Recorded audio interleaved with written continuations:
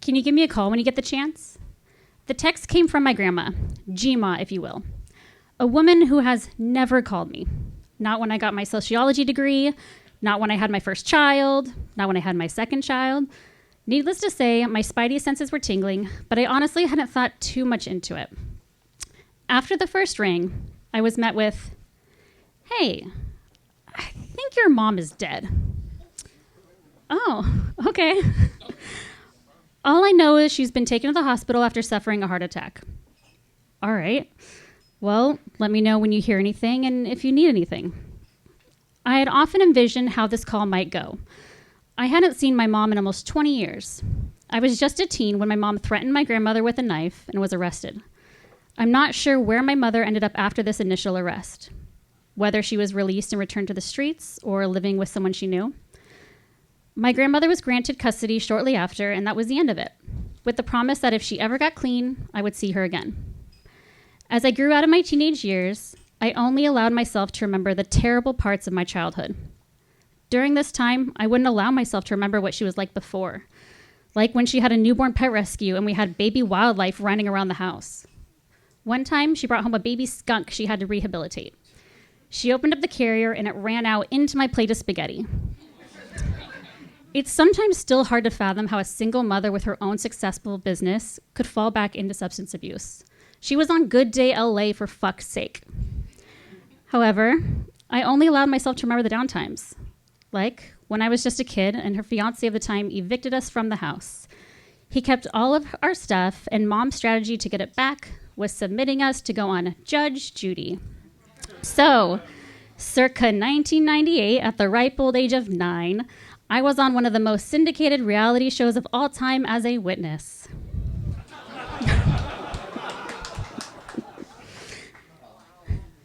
"Do you have your cat, little girl?" The question I remember being asked by the Judge Judy herself. This should have been a red flag for all of us that she might have started using again. She clearly was in the wrong while Judge Judy saw through one lie after another. I was too young to understand that this would be my outing.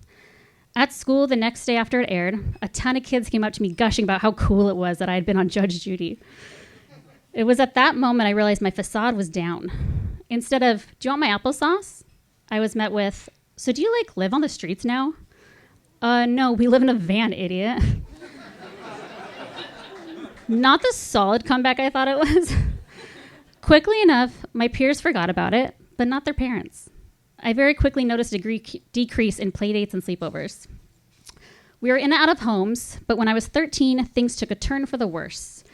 We were living in a rat-infested motel room, and my mom started believing that we were being followed everywhere we went and that every room we were in was bugged. I still don't know how my grandmother came to know about our living situation, but one day she showed up, and that was it.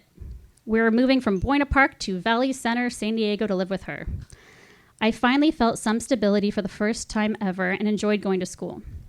My mother and I fought constantly, but not about the usual mother-daughter teen stuff. "Why are you all of a sudden getting good grades?" was one of our biggest arguments before her arrest. Who knew having a consistent roof over your head made it easier to focus on homework?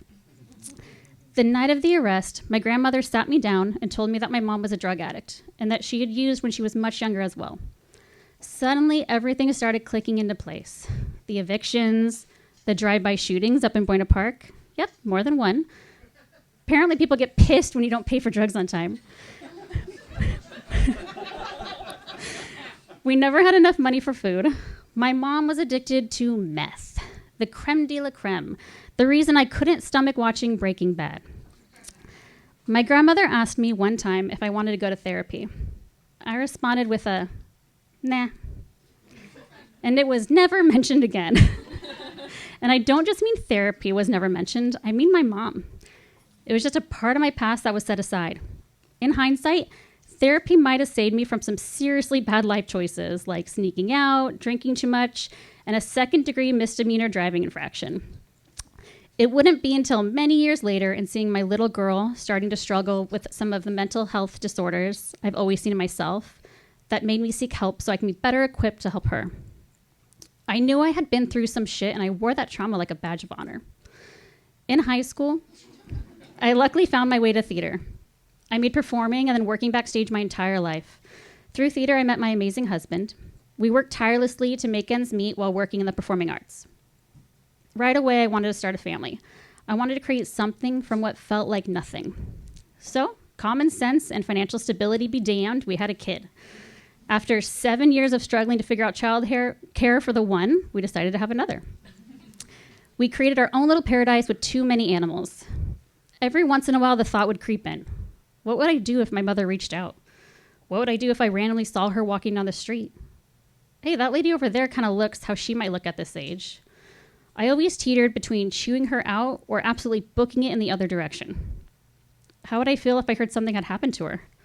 Guilty that I didn't try to help her once I was an adult? The darkest part of me always hoped I would never see her again, even if she was clean. About 10 hours after the initial call from GMA that my mother might have died, I got the update that she had passed away from cardiac arrest. Over the next week, we talked about what we might want to do. A funeral felt like a terrible idea, as I felt like I didn't even know the person that had just died. And in a lot of ways, I didn't feel like I owed her this. Jima lived in Hawaii, so that felt like the perfect place to pour her ashes.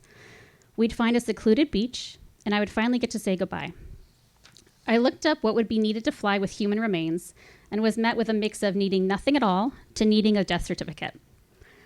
I wasn't about to be stopped by TSA and forced to decide to either leave my mother at the airport or to change our flights to another date. And no, I was not sure which I would choose.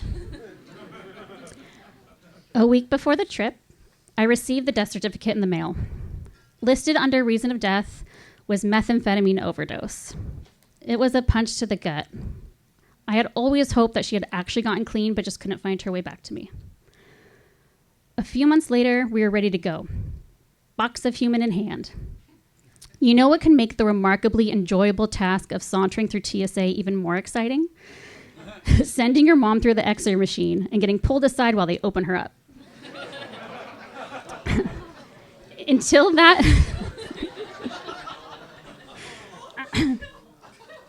that moment, I had a large box of fine dust. I wasn't expecting the feeling of possessiveness that came over me. It wasn't until a TSA agent with a strong Brooklyn accent was manhandling her back into her fancy little velvet bag.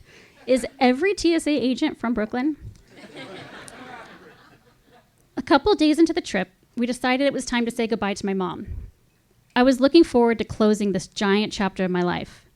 It's hard living day to day knowing that someone that was so important to you for so long is out there struggling, but not knowing how to help them and protect yourself and your family at the same time. My Jima says she knows the perfect spot a short drive away, so we start packing everything up. With my box of mom under my arm, and I look over to see my grandmother kind of procrastinating. What's up, Jima? Well, my dad's in my closet. He always wanted his remains poured in Fiji, but I don't think I'll make it back there. Yeah, G-Mom, making it a fucking 2-for-1. Let's go. We make our way onto some lava rocks at the edge of the water, and my G-Ma dumps her dad out first. Very uneventful.